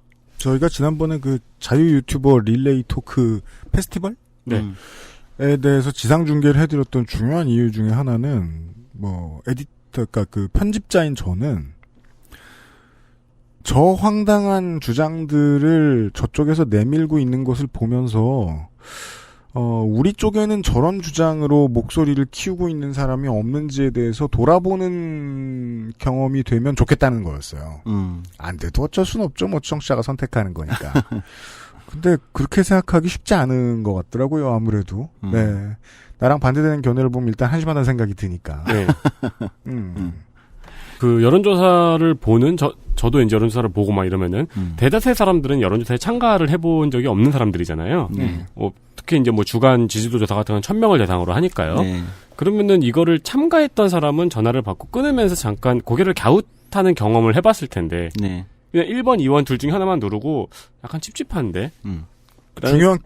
중요한 키워드가 적극성인 것 같아요. 네. 우리가 여러 가지 사례들을 생각해보죠. 우리가 정치적인 행동을 할 때 있어서. 심지어 댓글에 좋아요 싫어요, 기사에 좋아요 싫어요 누르는 행위가 ARS 버튼 누르는 거, ARS 오면 버튼 누르는 것보다 훨씬 적극적입니다. 그러니까 적극성의 층위가 다른 행동들을 막 떠올려 보면 좋을 것 같아요. 지금 정치적인. 예를 들어 소녀상 문제에 대한 뉴스를 보고 분노해서 뭐 댓글을 쓴다. 댓글에 좋아요, 뭐 싫어요를 누른다. 뭐 청와대에 가서 청원을 쓴다. 혹은 내가 수요 집회에 나간다. 네. 적극성의 층위가 다르죠. 맨 바닥에 ARS가 있어요. 그렇죠. 근데 그 맨 바닥에 있는 수단이 가장 힘이 세요, 요새는. 그렇게 돼버렸다는 거예요. 그리고 정치인들도 거기에 구애하는 거죠. 맨 바닥에. 그러면 점점 시민과 정치 해설이가 멀어지고 센 의견들만 남게 돼서 이게 이제 다 휘저어버리는 거죠. 모든 양쪽을. 네. 네. 그래서 다시 이제 제일 처음에 이제 문제의식으로 돌아가면 저는 그래서 최근에 한국 사회에서 벌어지고 있는 뭐 수많은 이슈들에 대한 입장들은 서로가 다 다양할 수 있다고 생각해요. 근데 이제 우리가 두려워해야 되는 건, 진정 두려워해야 되는 건 뭐냐. 혹시 이 복잡한 이 센 의견들의 충돌들 사이에서 진짜 평범한 사람들의, 평범한 시민들의 삶에 대한 의견들이 너무 간과되는 것은 아닌가. 정치가 귀 기울여야 되는, 또는 우리 시민들이 귀 기울여야 되는 여론조사에서 잡히지 않는 의견들, 삶에 대한 의견들, 그건 의견, 목소리 또는 삶 그 자체일 수도 있습니다. 그런 것들을 포착해내는 것이, 그리고 수면 위로 끌어올리는 것이 정치인의 역할이고 기자라는 직업의 역할이고. 진짜요? 네, 저는 그렇게 생각합니다. 기자라는 직업의 역할이 그거일 수 있죠. 네, 원래 제가 본 적이 없어 그러지. 있어. 그런 기자들도 있어요. 네. 냉소주의자 같으니라고. 다 김민아 때문이야. 네. 그런 이제 공적인 일을 한다는 사람들의 역할이라는 것은 그런 거여야 되는 거 아닌가. 네. 이런 생각을 하게 됩니다. 저는 그래서 저는 이거는 좀 우리 청취자들도 함께 조금, 고민을 좀 해봤으면 좋겠어요. 예, 주변에. 네. 이 수많은 목소리들 사이에서 좀 묻혀있는 건 뭔가. 그리고 조금 자기랑 의견이 다른 사람하고도, 서로 이제 비폭력 대화로 한번 토론을 해봤으면 좋겠어요. 예, 더 많이 토론해봤으면 좋겠습니다. 예, 그런 생각을 많이 합니다. 여론조사는 뭐 40 몇 프로 대 40 몇 프로만 보여주지, 그 사이에 일어났던 토론 같은 거를 전혀 보여주지 않는 과정이 문제라는 건 모두가 알고 있을 텐데, 근데 여론조사가 계속 반복해서 기사의 제목에 뜨면은 그 과정이 있었다는 것도 까먹게 되죠. 그렇죠. 그리고 양쪽의 센 의견들이 서로에게 유리한 여론조사 결과를 가져와가지고, 네. 숫자를 가져와서 이게 이제 숫자가 마치 과학인 것처럼. 그러니까 네. 지금 요즘 그런 거 있잖아요. 무슨 숫자, 팩트 뭐 이런 단어들이 무슨 이렇게. 실제로 키베에서 여론조사가 굉장히 많이 사용이 돼요, 지금. 예, 그 숫자가 뭐 진리인 것처럼. 팩폭이라고. 네, 팩폭이라고. 그런 거 없어요. 숫자 진리 아니고 과학자들한테 물어봐도 그거 다 헛소리라고 얘기합니다. 숫자로 다 설명할 수 없다. 네.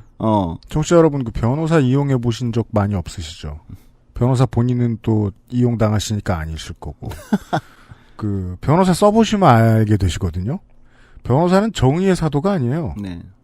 내 방패지. 네. 그렇죠.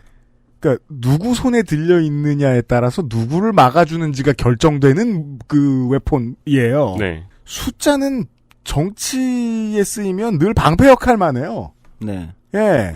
내 쪽에 좋은 우산이에요. 언제나 그래요. 네.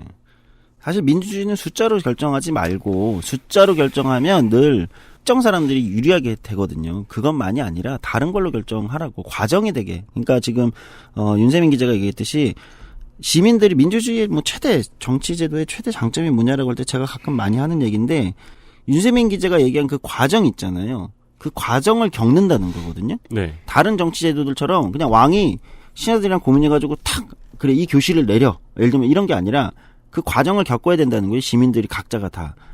근데 그 과정을 겪고 나면 민주주의 제도 안에서는 그 과정을 겪은 시민이 이전보다는 조금 더 나은 내가 돼 있다는 거예요. 네. 성장한다는 겁니다. 네. 시민이 성장한다는 거예요. 이거를 좋은 정치가 좋은 시민을 만든다라고 얘기하는 거예요. 그러니까 우리가 무슨 뭐 정치 굉장히 발달된 무슨 선진국이라고 얘기하는데 가면은 시민들이 막 시민성이 높고 막 뭐 이런 얘기 하잖아요. 유전적으로 그랬겠냐고요, 거기가. 뭐 북유럽 복지국가의 시민들은 원래부터 뭐 시민성이 높고 착하고 무슨 뭐 범죄 안 일으키고. 유전적으로 그런 건 아니지만 유전 때문은 맞죠. 왜? 기름 나오는. 아, 네. 그래. 좋은 시스템이 만들어지면 사람들은 불편함 없이 성숙해집니다. 그렇죠. 그 과정을 겪는 거거든요. 근데 우리는 이런 것들을 겪지 않으면서 이런 걸 겪지 않는 걸 생략하게 되면 네. 사실 시민들은 아까 얘기했듯이 센 얘기만 남아서 서로가 싸우고 사나워지고 사나운 의견만 남게 되죠, 사실은. 네. 싸나운 의견만 남게 되죠. 그 사나운 의견들은 우리가 버스를 타고 지나가다 보면 동네 플래카드들로 구경할 수 있습니다. 그 플래카드가 그 동네 민의의 대세인가요? 그런 걸 본 적이 있으십니까? 모든 그 주변 주민들의 의견의 중지를 모아서 플래카드 가장 잘 보이는 곳에 그 의견의 크기만한 플래카드로 붙이게 되죠? 그럼 뭐가 걸릴까요? 배고파랑 외로워 정도. 슬픈 얘기네, 진짜 이거는. 맞아요. 예. 그 의견이 진짜가 그 큰 소리 그 의견이 진짜가 아니라는 거예요. 네, 맞습니다. 네. 그러게요. 아니, 여기 뭐 숫자에 약한 사람들만 있는데, 사실은 숫자에 센 줄 알았는데 되게 약한 분 포함. 네. 아니, 천문학과면 제일 많은 숫자를 다루는데 아니야. 아무튼. 졸업을 안 했잖아요. 알아요. 알고 말하는 거야. 근데, 그니까 제가 무식하고 멍청해서 그렇겠죠. 저는 제가 과학을 안 해서 그럴 겁니다. 숫자가 100% 객관적으로 쓰이는 케이스를 그렇게 많이 못 본 것 같아요, 저는. 정말로. 심지어, 언론인들 사이에서 특히 얘기해볼까요? 심지어 스포츠에서도 그 숫자가 객관적으로 쓰이질 않아요. 그렇죠. 그 수많은 논쟁이잖아요. 우리 뭐 야구에서도. 네. 소위 이제 세이버 매트릭스. 세이버 매트릭스의 논쟁인데. 네. 차라리 스포츠에서는 차라리 저는 숫자가, 세이버 매트릭스는 숫자가, 여러 가지를, 다양한 시각을 보여줄 수 있어서 전 차라리 좋은 거예요. 오히려. 네, 그럼요. 그러니까, 그 스포츠에서 제가 세이버 매트릭스를, 세이버 매트리션은 아니지만, 우리 가끔, 그래, 이런 시각에서 야구를 볼 수도, 그러니까 되게 다양한 그 지표들을 보게 되고, 그러니까 어떤 한 지표를 맹신한다기 보다는 진짜 이제 세이버 매트릭스 그 숫자들, 스포츠 좋아하는 사람들은 어떤 한 지표로 이 선수가 짱이야 이렇게 얘기하는 경우는 오히려 이제 하수죠. 네. 이런 측면도 있고 이런 지표로 보면 이런 측면도 있고 다양한 기존보다 야구를 보게 되는 넓은 시각을 보게 해주는 거잖아요. 네, 네. 우리 시간 채울 일 시간 다 채우긴 했지만 그 야구 얘기나 좀 해볼까요? 네. 예를 들면은 우승팀 강팀의 선수들의 스탯은 과다 계상되는 경향이 있어요. 뭐 예를 들면 SK의 그 홈런 2위, 왜냐면 1위는 늘 최정이니까. 제이미 로맥 선수는 홈런을 제외하면 타격에 내세울 것이 많지 않아요. 하위권 팀에 있었으면 오래 못 갔을 겁니다. 그 공인구가 지금 바뀌기 전에도 3할을 친 적이 별로 없어요. 하지만 대접을 잘 받아요. 비슷한 케이스는 삼성 라이온즈의 지금은 일본에 계신 나바로 선수에게도 발견될 수 있습니다. 좋은 수비수였지만 하위권 팀에 있었으면 얼마 못 갔을 2할 타자였거든요. 그래서 숫자가 아닌 스타성으로 매겨지는 경우들이 많이 있어요. 스타성으로 얘기할 것 같으면 KT의 유한준 선수의 2015년에 FA 계약을 해서 KT로 넘어갔는데 이 선수는 2014년부터 지금까지 6년 동안 3할을 쳤고 그 6년 동안 계속 120안타를 넘겼습니다. 리그에는 그런 선수가 제가 알기로 한 10명 절대 안 될 겁니다. 10명은 절대 안 되죠. 네, 4년 60억에 FA 계약을 했거든요. 스탯에 비해서 너무 싸게 계약했어요. 그럼요, 완전. 예. 유한준 선수에게 부족한 건 스타성밖에 없었어요. 외야수로서도 너무 뛰어난 수비수이기도 하고. 근데 다만 언론인들이 잘 안 봐줬어요. 이 차이가 좀 커요. 맞아요. 예, 하위권에 있다든가 아니면은 팀의 주전들 나머지들이 너무 더 잘했다든가 하면은 또 숫자가 잘못 계상되는 경우들이 있어요. 그렇죠. 숫자가 제일 중요한 스포츠에서도 그렇다니까. 네. 예. 그런데 숫자로 다 설명되기 훨씬 어려운 욕망과 질투와 시기와 권력욕과 네. 이런 것들이 뒤엉켜서 작동하는 민주주의 정치 또는 우리 사회에서는 얼마나 더 그렇겠습니까? 그래서 우리가 과학적 태도, 뭐 이런 거 합리성을 점점 인류가 가져가는 건 중요하지만, 정치의 본질은 저는 그렇다고 생각합니다. 특히 정치는, 변화를 만들기 위해서 오히려 변화하지 않는 것을 주목한 게 정치라는 것의 출발이다. 그러니까 사회가 좀 더 낮게 변화하기 위해서 인간의 변화하지 않는 것, 인간 사회에 변화하지 않는 비합리성들 있잖아요. 질투, 시기, 욕망 등등 비합리성들. 이것의 본질을 이해해야 된다는 거예요. 그래서 그런 다른 어떤 숫자나 합리성만으로 다 설명되지 않는 영역들을 이해하기 때문에 그 영역을 어떻게 잘 컨트롤해서 좋은 사회로 나아갈 것인가를 고민하는 게 민주주의 정치 시민들도 그렇고 정치인도 그렇고 또는 공적인 영역에 있는 기자들이나 여러 존재들의 저는 그게 민주주의에서의 그게 책무라고 생각하거든요. 우리가 고민을 좀 그런 쪽으로 좀 발전시켜 나가는 게 좋지 않을까 네. 이런 생각을 이 여론조사의 홍수 속에서 하게 됐습니다. 비합리성.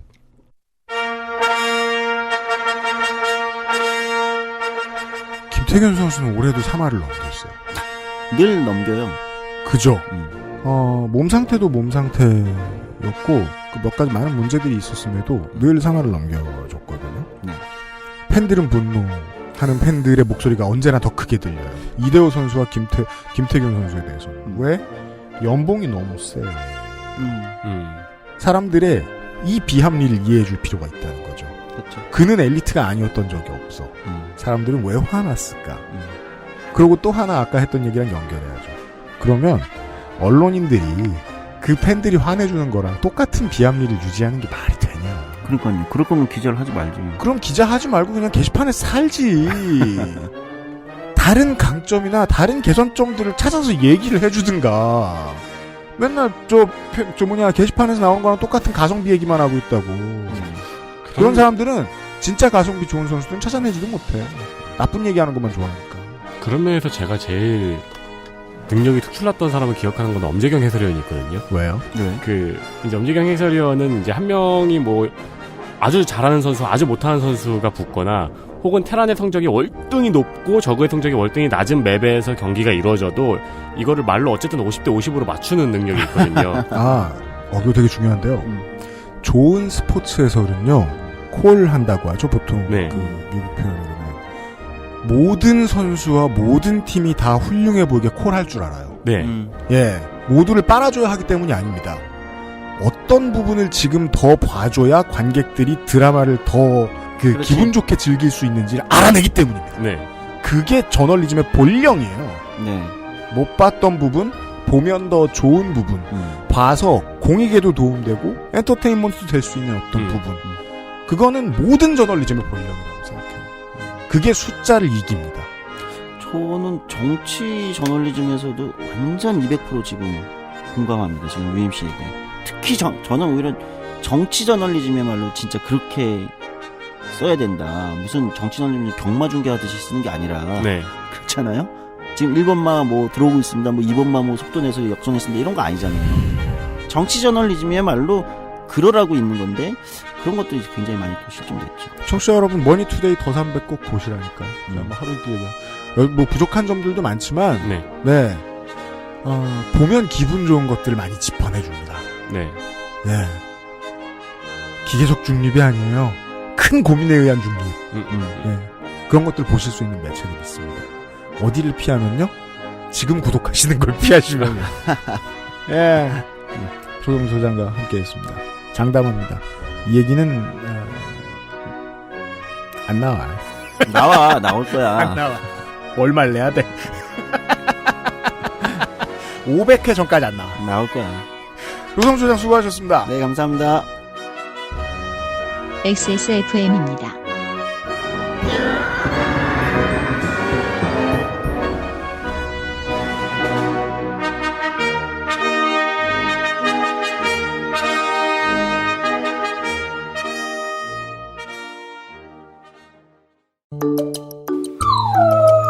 살짝 아쉬워할 때도, 목 놓아 울 때도, 가족이지만 모든 말을 이해하진 못하니까 좋은 것만 골라서 트루 패밀리.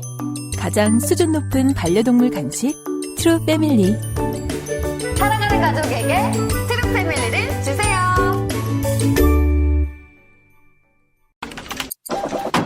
아무리 바쁘고 힘들어도 하나만은 꼭 기억하세요. 건강의 기본은 정상적인 면역 기능. NK365. 내 옆에 탁! 매일매일 NK365. 우리 아이 성장기부터 NK365 키즈. 금주의 의사소통. 건의사항 한 가지를 알려드리면서 오늘 방송을 마무리하겠습니다. 메일로 왔는데요. 제 직장 동료 한 분은 청각장애인입니다. 제가 그분에게 요파씨의 좋게 된 분들의 이야기나 그 알실의 이야기를 종종 해드리면 대부분 그분의 대답은 나도 한번 듣고 싶다였습니다. 그러다가 유튜브에 영상이 올라오게 됐고 덕분에 그분도 방송을 보시면서 좋아하시더군요. 정말. 늘상 다른 사람을 통해 요약된 이야기만 전해 듣다가 갑자기 방송의 진행 모습까지 보실 수 있었을 테니까요. 하지만 유튜브에서 자동으로 생성된 자막이 방송을 제대로 전달하기에는 너무 부족한 탓에 그 점을 못내 아쉬워하시더군요. 이런 이유 때문에 혹시 여력이 되신다면 청각장애인 분들을 위한 자막 제공을 해주십사 하고 부탁을 드립니다. 물론 자막을 만들고 영상에 입히는 게 어려운 일이라는 걸 잘 알고 있고 무리한 부탁이라는 것도 알고 있지만 혼자 듣기 아까울 정도로 재미있는 방송이고 그 때문에 청각장애인 분들과 같이 방송을 즐기고 소감을 나눌 수 있기를 바라는 마음으로 간절히 부탁드립니다. 읽어주셔서 감사드리고 일교차가 심한 날씨에 건강하시기를 기도하겠습니다. 안녕히 계세요. 네, 이런 말씀이셨습니다. 네.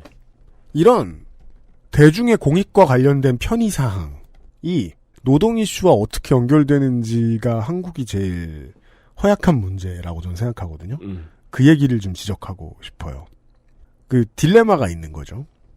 예를 들어 한 몇 년 전인가 이런 그 기획기사를 노동 관련 기획기사를 본 적이 있는 것 같은데 이런 자막이나 농아인용 수화 섹션 같은 게 의무화돼 있는 채널들이 있어요. 방송 프로그램들이 있어요. 그렇습니다. 근데 이제 수화 전문가들 같은 경우에는 그 좀 처우가 다릅니다만 말고 라이브 자막 만들고 하시는 분들의 처우가 말도 안 되게 극악이더라고요. 네. 그러니까 보통 보면은 그 자격증 있는 분들의 경우에는 어느 정도 또 비용이 들어가야 되니까 인턴을 좀 쓰는 것 같은데 인턴한테 한 달에 뭐 50만 원? 그러니까 되게 저도 이걸 했었는데요. 그러니까 라이브 진짜? 자막이 네. 아니고 제가 만들었던 옛날에 콘텐츠들도 그런 게 의무화가 되어 있어요. 네, 모든 거에 대한 자막이 들어가야 되기 때문에 자막 작업을 해야 되는데 보통 이제 그거를 따로 맡기는 경우도 있고요. 왜냐면 대학생들 아르바이트로 쓰면은 싸게 쓸 수 있으니까요. 아니면 원래 그 일을 하지 않는 사람한테 이것도 해주세요라고 얻는 경우가 있죠. 네, 어느 쪽으로 가든 굉장히 싼 가격에 보통 작업이 됩니다. 이거 컴퓨터 앞에서 하는 작업치고 그 몸에 무리 가는 거는 거의 프로게이머 수준. 맞습니다. 이에요. 제가 그 이 일을 하면서 가끔 녹취를 따기 때문에 아는데요. 보통 업무가 아니에요. 근데 이것도 정규직이 되면 막 연봉이 2018년 이때 제가 봤던 기사인데 1,500만 원이 안 되고 이런 수준인 네. 거예요. 그러니까 법만 의무화 시켜놓고 정부가 나 몰라라 한 거죠. 네. 예를 들어 뭐 여성가족부면 여성가족부야. 아니면 행정안전부면 행정안전부야. 이런 데서 권고해요. 그래서 훈령을 만들든지 행정명령이 들어가요. 그 다음에 노동부에 협조 공문을 안 보냈을 가능성이 있는 거죠. 이러이러한 업종이 의무로 생겨야 된다. 그 사람들한테 제대로 된 처우를 해줄 수 있도록 회사들을 감독해라. 안 하면 이런 일이 생겨버리는 거예요. 네. 그래서 저희들 같은 작은 회사들이 생기잖아요. 마이크로 콘텐츠. 그래서 저희들도 이런 고민을 합니다. 되게 많이 알아봤어요. 불가능합니다. 예를 들어 풀섹션으로 자막을 쭉 쓰고 싶다. 이런 게 문제예요. 이제 청각장애인 분들의 불만은 뭐냐면요. 자동 자막의 불안정성이에요. 안 그래도 선천적인 분들한테 더 그런 능력이 있는데 입술을 읽으시잖아요. 네. 근데 사실 자막이 나오면 독순을 하면서 볼 수 없어요. 이건 누구나 마찬가지. 사람 눈이 2개밖에 없는데. 아, 그렇죠. 자막이 있는데 독순하면서 그러니까 입술까지 읽으면서 볼 수 없다고. 그렇죠. 근데 유튜브 자막, 자동 생성 자막을 읽을 때는 그 두 가지를 다 하셔야 되는 거예요. 그래서 왔다 갔다 하게 돼요. 짐작도 하시고 읽으면서 예. 추측도 하시고. 저거는 저 말이겠지. 저거는 저 고유명사인데 잘못한 거겠지. 저 유튜브가 자동 자막을 잘못 만든 거겠지. 네. 그 다음에 이해가 안 되고 내가 좋아하는 콘텐츠인데 이해가 안 되니까 다시 돌아간 다음에 입술을 한번 봅니다. 근데 많은 경우에 입술 맞추는 일도 되게 어려운 일이거든요. 그것도 잘못됐다. 그렇죠. 그럼 더 힘들어요. 타이밍이 안 맞죠. 안 맞는 경우 되게 많죠, 요즘은. 네. 예, 전문가들이 부족하니까. 이 정도의 불만을 채워주기 위해서는 자막도 상당한 완성도가 필요하거든요. 맞습니다. 저도 만족하고 모든 청각장애인 시청자 여러분들이 만족하실 만큼의 콘텐츠를 내놓으려면 저희 같은 회사 계산해 봤는데 대충 1년에 세금 빼고 한 6천만 원 정도 있으면 되겠더라고요. 아, 정말요? 벌이가 좀 더 돼야 될 것 같아요. 제가 좀 더 능력이 있어야 될 것 같아요. 왜냐하면 이제 그 일도 하고 다른 일도 해가면서 이제 같이 맞춰야 되고, 왜냐하면 뉴스 채널들의 사례를 봤거든요. 외부 업체가 해주거든요. 네. 근데 그 업체도 일하시는 분들한테 비용을 주기를 되게 짜게 줘요. 그게 제가 얼마 전에 이 사례가 있었는데 온라인 영상, 강의 영상을 만들면서 저한테 이걸 전부 다 쳐달라는 거예요. 한 차시에 20분 정도 됐어요. 전부 쳐달라 그래가지고 제가, 그거 전부 치는 거는 2만 원을 더 주셔야 됩니다라고 했어요. 사실 그것도 싼 가격이거든요. 그쵸? 저는, 안 할라 그랬는데 일이 없으니까 이거라도 받아서 해야겠다 해가지고, 원래 제가 받는 그 건당 비용에서 2만 원을 더 주셔야 됩니다라고 하니까 거기서 그럼 잠깐만 그건 저희가 더 찾아볼게요라고 하더니 업체를 찾았다고 하더라고요. 맞아요. 예, 그러면서 업체에 저희가 이만큼에 맡겼어요라고 되게 의기양양하게 이야기를 하는데 그 가격이 말도 안 되는 가격이었거든요. 이렇게 넘어오면 노동 이슈가 서비스 이슈가 노동 이슈가 됐다가 노동 이슈가 정치 이슈가 되고 정치 이슈가 다시 개인의 이슈로 돌아오죠. 네. 사람들은 평상시에 온라인에서 물건을 보면서 100원 더 싼 데 찾았다고 막 조롱해요. 원래 받던 판매자를. 네. 근데 다 이유가 있거든요. 그러니까 상당히 많은 경우에 이유가 있거든요. 네. 100원이 비쌀 경우에는 이유가 없는 경우가 있는데 1,000원이나 1,500원이 더 비싸다. 그럴 때는 이유가 있거든요, 보통. 그리고 상당히 많은 경우에 노동권과 관련이 있는 경우들이 있어요. 네. 제일 싼 것들이 많아요. 그러면 시장이 황폐화되죠?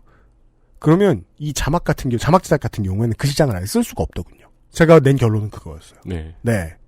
차라리 다른 일도 해줄 수 있게 하면서 우리 회사에서 더 많은 걸 제공해줄 수 있는 이런저런 다른 업무들도 시켜가면서 이런 포지션을 하나 새로 만드는 게 더 낫겠다 싶더라고요. 영상 쪽으로 아예 특화를 시켜서. 저희가 지금 영상으로 한 달에 15만 원 벌거든요. 빨리 1년에 6천만 원을 벌 수 있도록 해보겠습니다. 근데 이거 타이핑 치는 거요. 들으면서 녹취 따는 거요. 이거 재능 있는 사람들이 있더라고요. 진짜요? 네.